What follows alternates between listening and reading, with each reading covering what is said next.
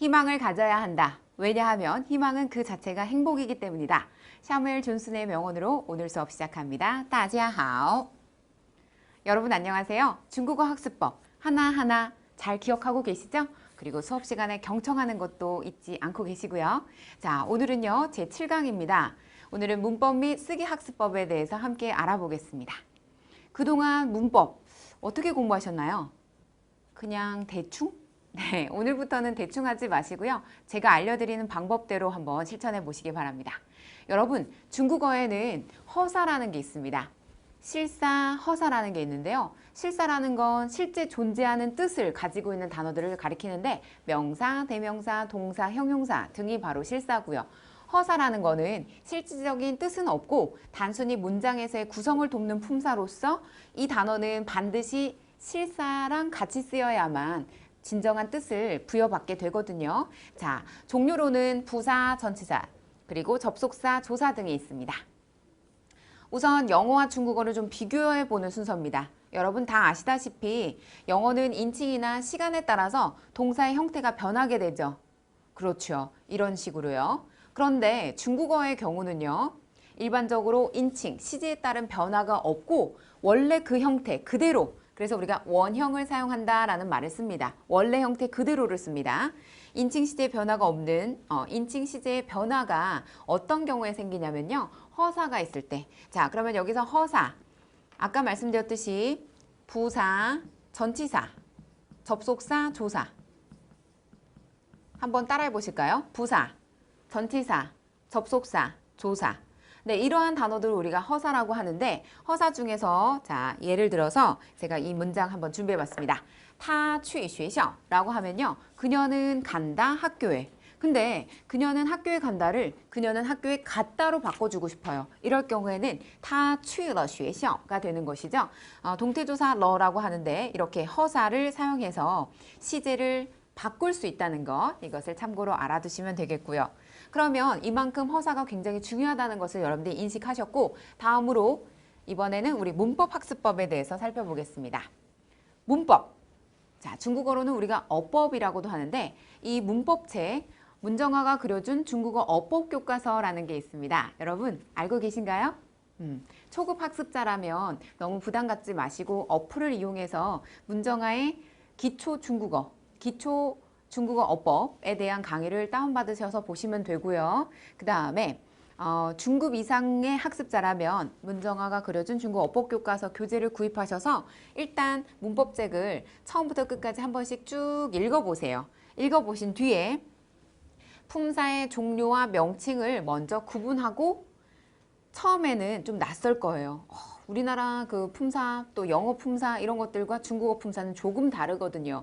그래서 처음에는 조금 머리가 아플지 몰라도 그래도 계속 읽으시다 보면은 자연스럽게 이해가 되고요. 그 다음에 중국어의 문법적인 틀을 이해할 수 있는 좋은 계기가 될 겁니다.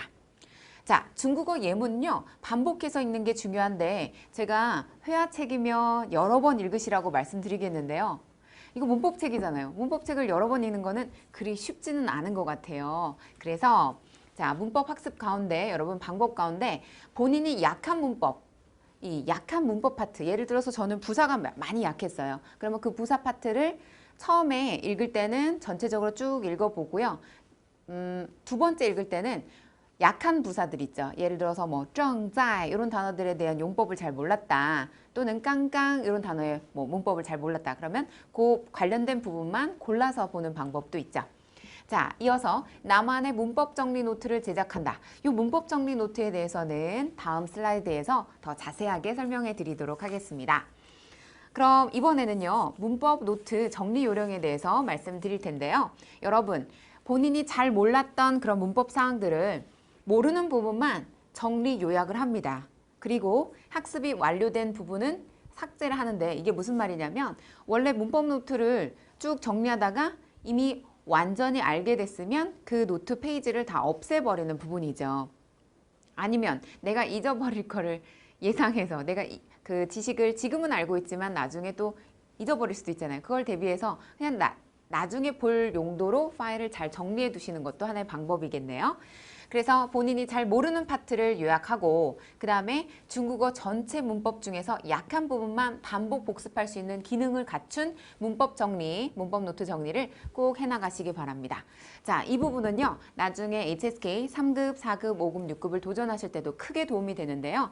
예를 들어서 내가 어순을 배열하거나 혹은 순서를 바로잡는 그 문제 우리 4, 5, 6급에 골고루 다 있습니다만 4, 5급 대비 과정에서는 많은 도움이 됩니다. 본인이 취약한 파트에 대한 정리 굉장히 중요합니다. 강추. 다음은 자 주의사항인데요. 여러분 단지 쓰는 데만 너무 치중한 나머지 정리의 여신이야. 정리만 해. 그러면 안 되겠죠. 정리로 끝나서는 안 되고요. 이렇게 문법 파트에 대한 정리가 완료된 시점에서는 나의 것으로 만드는 과정이 중요합니다. 그래서 반드시 읽고 반복해서 읽고 역시 문법 노트에도 발을 정자 표시하셔서 완전히 이해된 순간에는 그냥 싹 다 지워버리시거나 혹은 다른 파일에다가 정리 옮겨 놓으시는 것이 바람직합니다. 자, 다음으로 쓰기 학습법입니다.